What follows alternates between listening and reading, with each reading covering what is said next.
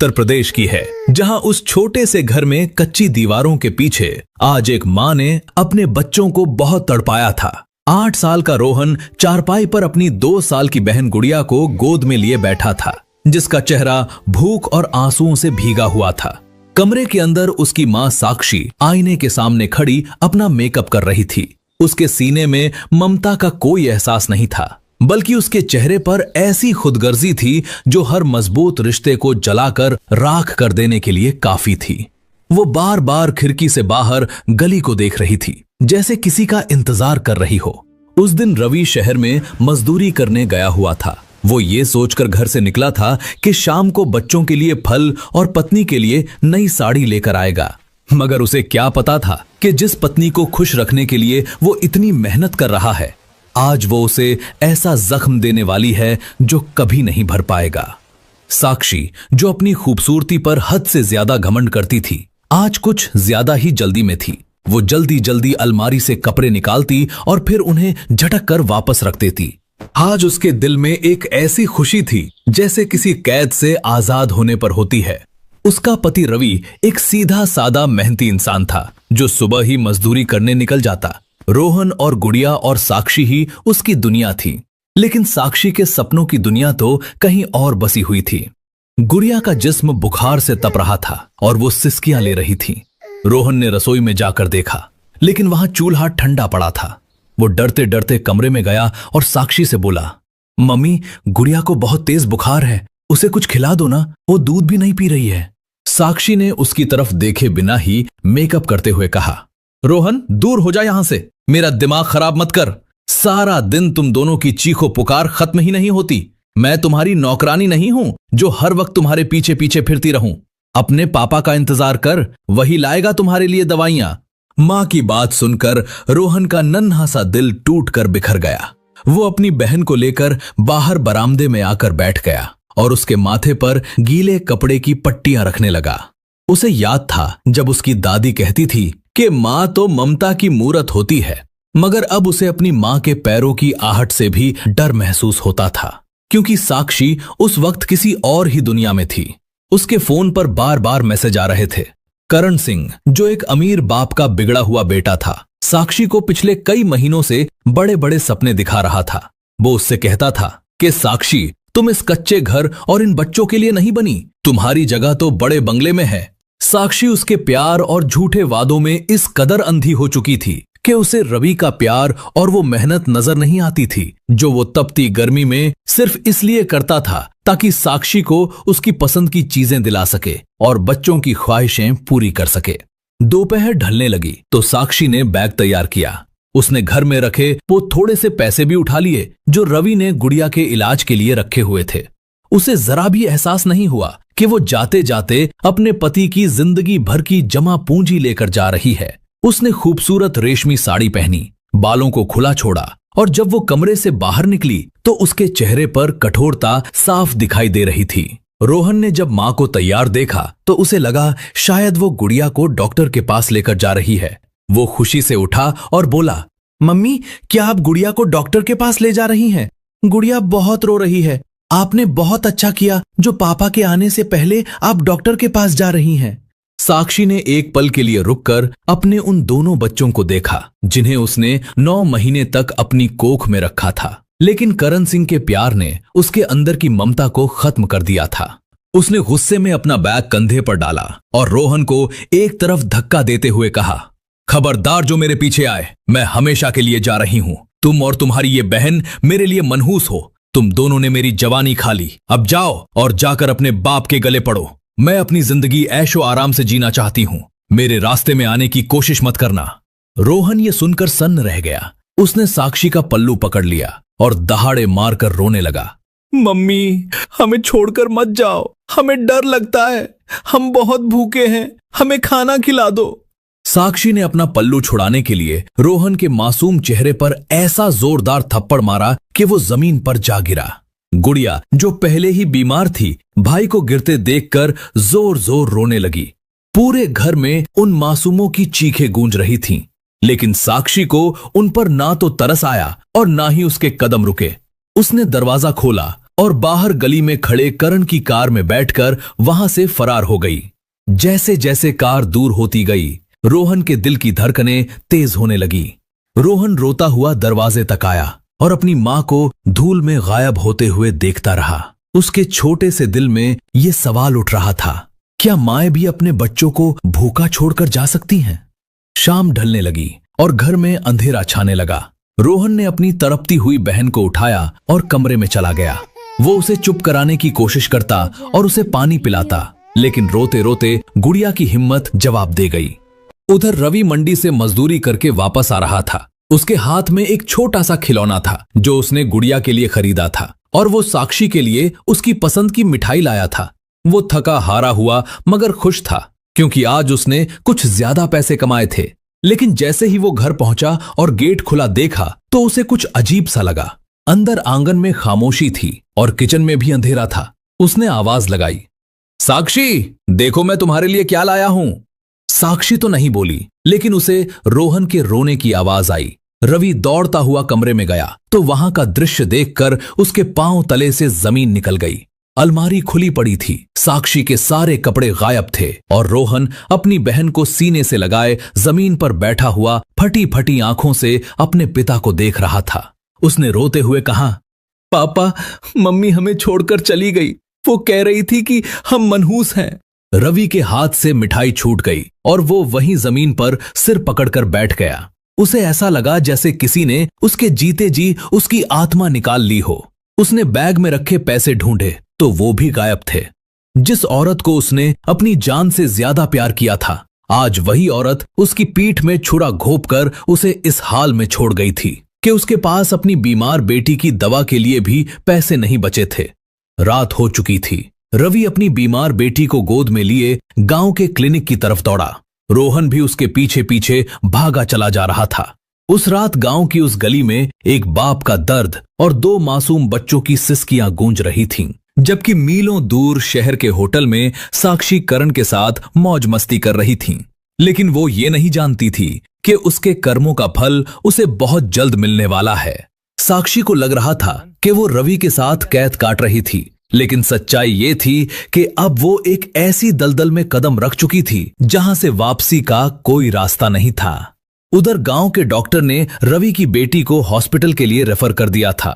रवि ने उसे शहर के एक अस्पताल में भर्ती कराया। वो अस्पताल के फर्श पर बैठ गया। उसने दोनों हाथ जोड़कर कहा, है भगवान, मैं तो उसे फिर भी माफ कर दूंगा, लेकिन मेरे इन बच्चों का क्या कसूर था। उस रात के बाद रवि की जिंदगी का एक नया और कठिन सफर शुरू हो गया। उसे अब मां और बाप दोनों का फर्ज निभाना था और साबित करना था कि जब मां बागी हो जाए तो फिर एक पिता टूटे हुए घर को कैसे संभालता है। रवि बाहर रोहन को सीने से लगाए हुए बैठा था और अंदर डॉक्टर गुड़िया की जिंदगी बचाने की कोशिश कर रहे थे। रोहन अपने पापा के गले लगकर सिसकियां ले रहा था। वो रात रवि के लिए किसी कयामत से कम न थी। एक तरफ पत्नी की बेवफाई का गम था और दूसरी तरफ बेटी जिंदगी और मौत की जंग लड़ रही थी। जब डॉक्टर बाहर आए तो उनके चेहरे पर थकान साफ दिख रही थी। उन्होंने कहा, रवि भाई, बच्ची की हालत बहुत नाजुक है। तुम्हें इलाज और दवाइयों के लिए पैसों का इंतजाम करना होगा। रवि ने खाली नजरों से अपनी जेब की तरफ देखा, लेकिन उसके पास अब कुछ भी नहीं बचा था। साक्षी ने न सिर्फ उसे छोड़ा था, बल्कि उसने घर से पैसे चुराकर उसकी बच्ची की सांसों को भी परेशानी में डाल दिया था। उधर शहर के खूबसूरत फ्लैट में साक्षी ऐशो आराम की जिंदगी जी रही थी। करण ने उसे हर वो चीज लाकर दी जिसकी उसने फरमाइश की, लेकिन इन सब के बावजूद साक्षी के दिल में एक अजीब सी खटक थी। उसे बार बार रोहन का वो मासूम चेहरा और गुड़िया की बीमारी याद आती, लेकिन वो अपने इस ख्याल को तुरंत झटक देती कि नहीं, मैंने ये सब अपनी खुशी के लिए ही तो किया है। करण शुरू शुरू में तो उस पर जान छिड़कता था, उसे महंगे होटलों में ले जाता और उसकी खूबसूरती की तारीफें करता। लेकिन जैसे जैसे दिन बीतते गए तो करण का रवैया बदलने लगा। वो अब घंटों घंटों घर से गायब रहता और जब वापस आता तो साक्षी के साथ झगड़ता। उसकी बातों में अब वो पहले जैसी अपनायत नहीं रही थी। एक दिन साक्षी और करण जब झगड़ा कर रहे थे तब करण ने गुस्से में कहा, साक्षी, तुमने क्या सोचा था? मैं सारी जिंदगी तुम्हारे नखरे उठाऊंगा? अरे तुम तो वो औरत हो जो अपने बच्चों के साथ भी वफा ना कर सकी। भला मैं तुम पर कैसे भरोसा कर सकता हूं? ये बात साक्षी के कानों में गूंजने लगी। आज करण के मुंह से ये बात सुनकर उसका दिल टूट गया। उधर गांव में रवि ने हिम्मत नहीं हारी। उसने अपनी जमीन का छोटा सा टुकड़ा जो उसके पिता की निशानी थी वो भी बेच दिया ताकि गुड़िया का इलाज करा सके। रवि ने पैसे इकट्ठे किए और अस्पताल में जमा करवा दिए। इस तरह गुड़िया का इलाज हुआ और गुड़िया बिल्कुल ठीक हो गई। उस समय रोहन अपनी बहन का बहुत ख्याल रखता था। वो उसे वक्त पर दवाई पिलाता और जब रवि मजदूरी से वापस आता तो वो उसे तुरंत पानी पिलाता और कहता, पापा आप फिक्र ना करो, मैं बड़ा होकर बहुत सारे पैसे कमाऊंगा और हम फिर से अपना घर बसाएंगे। रोहन की ये बातें रवि के टूटे हुए दिल के लिए मरहम का काम करती और उसे हौसला देती। रवि ने फैसला कर लिया था कि वो अपने बच्चों के लिए बाप होने के साथ साथ मां की जिम्मेदारी भी निभाएगा। वो सुबह उठकर नाश्ता बनाता, रोहन को स्कूल के लिए तैयार करता और गुड़िया को मोहल्ले की एक बूढ़ी दादी के पास छोड़कर काम पर निकल जाता। मेहनत और मजदूरी करते करते उसकी कमर झुकने लगी और चेहरे पर झुर्रियां पड़ने लगी, लेकिन उसकी आंखों में एक सपना था कि वो अपने बच्चों को कभी भी ये एहसास नहीं होने देगा कि उनकी मां उन्हें ठुकरा कर चली गई है।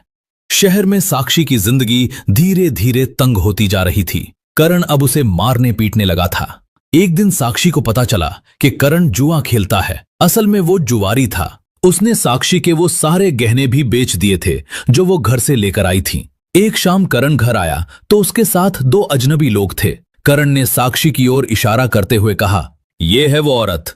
इस औरत ने अपने पति और बच्चों को छोड़ा है क्योंकि हमारा सौदा तय हो चुका है, इसलिए अब तुम इसे ले जा सकते हो। अब ये तुम्हारी है। साक्षी सन्न रह गई। वो समझ गई थी कि करण ने उसे बेच दिया है। वो चीखने चिल्लाने लगी, मगर वहां उसकी आवाज सुनने वाला कोई नहीं था। उसे उस वक्त रवि का वो प्यार याद आया जो उसकी हर कड़वी बात बर्दाश्त कर लेता था। उसे वो आंगन याद आया जहां उसके बच्चे उसे मम्मी कहकर बुलाते थे। उसे अपनी गलती का एहसास हो रहा था, लेकिन अब बहुत देर हो चुकी थी। वो करण के पैरों में गिर पड़ी। भगवान के लिए ऐसा मत करो करण, मैं मर जाऊंगी। करण ने उसकी एक ना सुनी। उसने साक्षी को धक्का देकर अपने घर से बाहर निकाल दिया। वक्त तेजी से बीत रहा था। 6 साल गुजर चुके थे। उधर गांव में रवि की मेहनत रंग लाई। रोहन अब हाई स्कूल में पढ़ता था और गुड़िया भी स्कूल जाने लगी थी। गुड़िया बिल्कुल साक्षी की तरह दिखती थी, लेकिन उसकी आंखों में साक्षी जैसी बेवफाई नहीं बल्कि अपने पिता और भाई के लिए प्यार था। रवि ने दिन रात मेहनत करके अपनी वो जमीन वापस खरीद ली थी और एक छोटा सा पक्का घर भी बना लिया था। गांव वाले अब रवि की मिसाल देते थे। रोहन पढ़ाई में बहुत अच्छा था। वो स्कूल से आकर अपने पिता के साथ खेतों में भी हाथ बटाता। उनके घर में अब सुकून था। भले ही साक्षी का नाम अब वहां कोई नहीं लेता था, लेकिन उसके छोड़े हुए निशान आज भी कहीं ना कहीं बाकी थे। एक रात साक्षी उस कोठरी की खिड़की से आसमान को देख रही थी जहां उसे कैद करके रखा गया था। उसके बाल बिखरे हुए थे और चेहरा मुरझा चुका था। वो सोच रही थी कि अगर उस शाम वो रोहन को तड़पता हुआ देखकर अपने कदम रोक लेती, काश वो उस दिन गुड़िया को सीने से लगा लेती, तो आज उसे अपने पाप का बोझ इतना भारी न लगता। उसे ऐसा लगा जैसे उसका दम घुट जाएगा। उसने वहां से भागने की कोशिश की। वो किसी तरह खिड़की तोड़कर वहां से निकली और सड़क पर आ गई। उसके पांव में चप्पल नहीं थे, उसके कपड़े फटे हुए थे, लेकिन आज उसके अंदर एक ही तड़प थी कि वो फिर से गांव जाए और अपने बच्चों के पैरों में गिरकर माफी मांगे। वो सड़कों पर ठोकरें खाती, लोगों से रास्ता पूछती हुई गांव की तरफ चल पड़ी। उसे पता था कि वहां अब उसका इंतजार कोई नहीं कर रहा है, लेकिन ममता की वो चिंगारी जो बरसों पहले उसने खुद बुझाई थी, आज एक शोला बनकर उसे अंदर ही अंदर जला रही थी। साक्षी की हालत अब किसी भिखारन की तरह हो चुकी थी। वो कई दिनों से सड़कों पर मारी मारी फिर रही थी। कभी कोई तरस खाकर उसे खाना पकड़ा देता, तो कभी लोग उसे पागल समझकर नजरअंदाज कर देते। उसकी वो खूबसूरती जिस पर वो घमंड करती थी, अब धूल और मिट्टी में अट चुकी थी। चलते चलते उसके पांव में छाले पड़ चुके थे, लेकिन उसके दिल में लगी पछतावे की आग उसे रुकने नहीं दे रही थी। आखिरकार वो अपने गांव के करीब पहुंच गई। गांव की वही खुशबू, वही पेड़ और वही कच्चे पक्के रास्ते थे, मगर साक्षी के लिए सब कुछ बदल चुका था। उसे डर था कि कोई उसे पहचान ना ले, लेकिन सच तो ये था कि अब वो इस हाल में थी कि वो खुद भी अपने आप को नहीं पहचान सकती थी। जब वो अपनी गली के मोड़ पर पहुंची तो उसका दिल जोर जोर धड़कने लगा। जहां कभी कच्चा मकान हुआ करता था, अब वहां एक पक्का घर बन चुका था। साक्षी दीवार का सहारा लेकर वहीं बैठ गई। उसने देखा कि एक हट्टा कट्टा लड़का जिसकी उम्र 15-16 साल के आसपास थी, वो बाइक लेकर घर से बाहर निकला। साक्षी की हिचकी बंद गई। वो रोहन था। उसके चेहरे पर वही चमक थी जो कभी रवि के चेहरे पर हुआ करती थी। रोहन ने एक पल के लिए उस मैली कुचैली औरत की तरफ देखा जो दीवार से लगी रो रही थी। उसे लगा शायद कोई भिखारन है। उसने जेब से 50 रुपए निकाले और साक्षी की तरफ बढ़ा दिए। साक्षी ने कांपते हाथों से वो पैसे पकड़ने के बहाने रोहन के हाथ को छूना चाहा, लेकिन रोहन ने हाथ पीछे कर लिया और बाइक लेकर वहां से चला गया। साक्षी का दिल टुकड़े टुकड़े हो गया। आज उसका अपना बेटा भी उसे भिखारी समझकर पैसे दे रहा था। अब वो उसे पहचानता तक नहीं था। थोड़ी देर बाद उस घर से एक सुरीली आवाज आई, पापा खाना तैयार है, आप जल्दी से हाथ धोकर आओ और खाना खा लो। साक्षी ने दीवार के एक होल से अंदर झांक कर देखा तो सामने 10-12 साल की एक प्यारी सी लड़की खड़ी थी। वो गुड़िया थी, वही गुड़िया जिसे साक्षी मरने के लिए छोड़ गई थी। गुड़िया की मासूमियत और उसका अपने बाप के साथ प्यार देखकर साक्षी को ऐसा महसूस हुआ जैसे उसने स्वर्ग ठुकराकर अपने लिए नर्क चुन लिया था। रवि के बाल सफेद हो चुके थे और चेहरे पर मेहनत के गहरे निशान थे, मगर उसकी आंखों में वो सुकून था जो सिर्फ उन लोगों को मिलता है जो अपनी जिम्मेदारियां निभाते हैं। रवि ने गुड़िया के सिर पर हाथ रखा और उसे आशीर्वाद दिया। साक्षी का दिल किया कि वो भी चिल्लाकर कहे, रवि मुझे माफ कर दो, लेकिन उसकी आवाज गले में अटक गई। वो सारा दिन उस दीवार के पास बैठी रही। उसने देखा कि वो घर अब कितना खुशहाल और शांत है जिसे वो छोड़कर गई थी। वो देख रही थी कि उस घर में साक्षी की कमी तो थी, लेकिन अब उसकी जरूरत नहीं थी। रवि ने अकेले ही दोनों बच्चों की ऐसी परवरिश की थी कि वो पूरे गांव के लिए मिसाल बन गए थे। शाम के समय जब लोग मंदिर जा रहे थे तो कुछ औरतें वहां से गुजरी। उन्होंने साक्षी को वहां बैठे देखा तो एक ने दूसरी से कहा, पता नहीं आजकल कैसी कैसी औरतें गांव में आ जाती हैं, लगता है ये कहीं से भाग कर आई हैं। दूसरी औरत बोली, छोड़ो हमें क्या, भगवान सबको सद्बुद्धि दे। वैसे रवि भाई की किस्मत देखो, उसकी पत्नी भाग गई थी लेकिन भगवान ने उसे ऐसे संस्कारी बच्चे दिए हैं कि आज वो राजाओं की तरह रहता है। ये बातें सुनकर साक्षी को ऐसा लगा जैसे किसी ने उसके जख्मों पर नमक छिड़क दिया हो। रात के अंधेरे में जब सब सो गए तो साक्षी हिम्मत करके गेट के करीब आई। उसने देखा कि रवि बरामदे में चारपाई पर सो रहा था और पास ही एक छोटी चारपाई पर गुड़िया लेटी हुई थी। साक्षी का जी चाहा कि वो अंदर जाए और अपनी बेटी का माथा चूम ले, लेकिन तभी उसे करण की वो बात याद आई, तुम तो वो औरत हो जो अपने बच्चों की भी न हो सकी। ये बात याद आते ही उसे लगा कि उसके कदम इस पवित्र घर को गंदा कर देंगे। वो वहीं गेट के बाहर बैठकर सारी रात रोती रही। उसे अपनी वो सारी बदतमीजियां और बेवफाई याद आ रही थी जो उसने रवि के साथ की थी। उसे वो दिन भी याद आए जब रवि ने गुड़िया के इलाज के लिए पैसे इकट्ठे किए थे और वो उन्हें लेकर फरार हो गई थी। उसे अपने आप से घिन महसूस होने लगी। अगली सुबह जब रवि उठा और उसने गेट खोला तो उसे वो बाहर पड़ी हुई मिली। वो बेहोश हो चुकी थी। रवि ने इंसानियत के नाते उसे पानी पिलाया और गुड़िया से कहा कि अंदर से थोड़ा सा दूध लेकर आओ। जब साक्षी को होश आया तो उसने रवि और गुड़िया को अपने सामने खड़ा देखा। वो फूट फूट कर रोने लगी। उसने अपना चेहरा छुपाने की कोशिश की।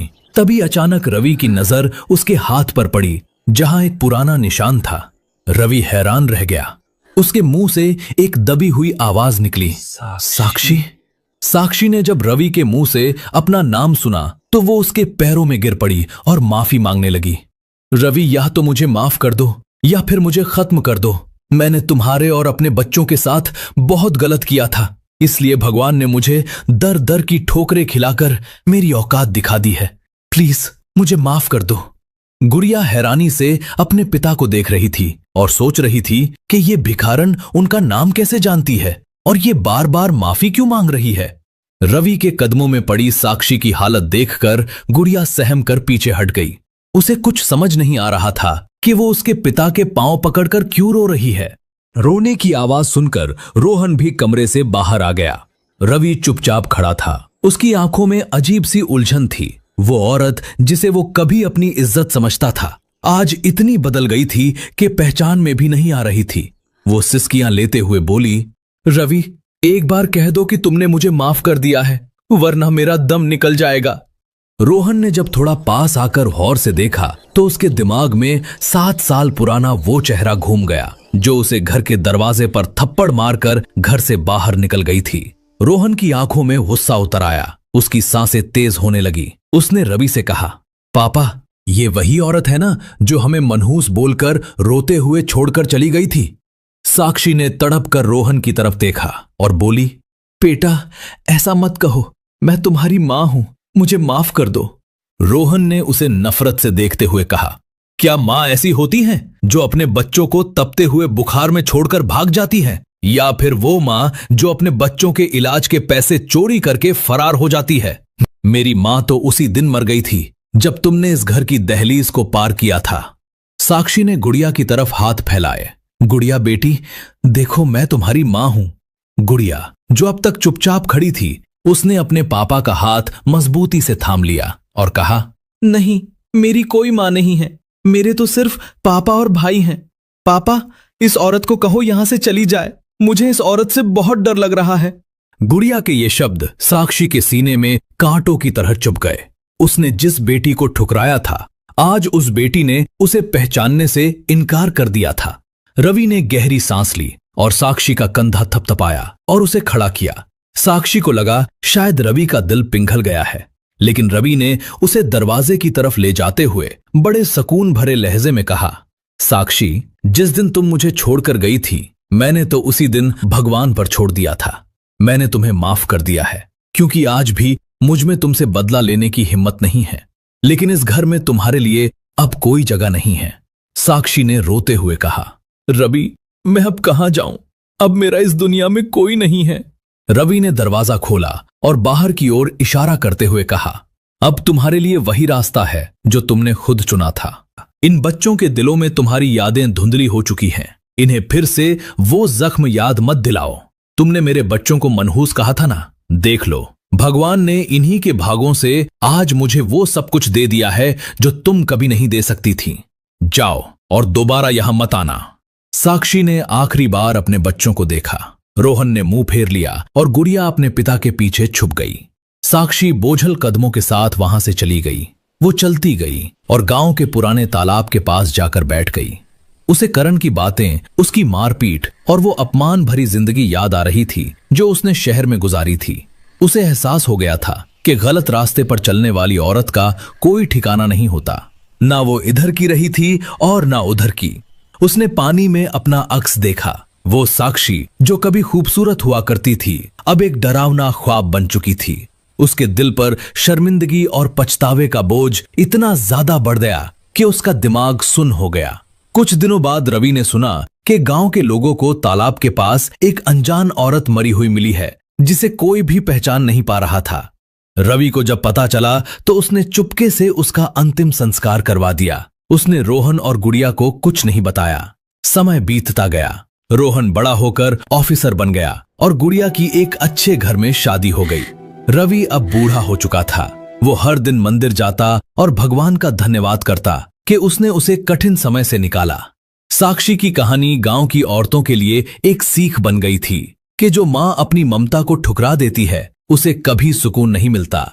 वो औरत जो सब कुछ पाने की चाहत में निकली थी, आखिर में खाली हाथ ही दुनिया छोड़ गई। और वो पिता जो अकेला रह गया था, अपने बच्चों में प्यार और सम्मान के साथ एक अच्छी जिंदगी जी रहा था। दोस्तों, रिश्तों में धोखा और बच्चों के प्रति कठोरता का अंजाम कभी अच्छा नहीं होता। देर से ही सही, लेकिन भगवान का न्याय होता जरूर है और इंसान को अपने कर्मों का फल इसी दुनिया में भुगतना पड़ता है। दोस्तों, जाते जाते आपसे एक सवाल है, रवि और उसके बेटे ने सही किया या गलत? कमेंट करके जरूर बताना। अगर आपको कहानी अच्छी लगी हो तो इसे लाइक और शेयर कर दीजिए। साथ ही हमारे चैनल को भी सब्सक्राइब कर लीजिए। मिलते हैं नेक्स्ट वीडियो में, तब तक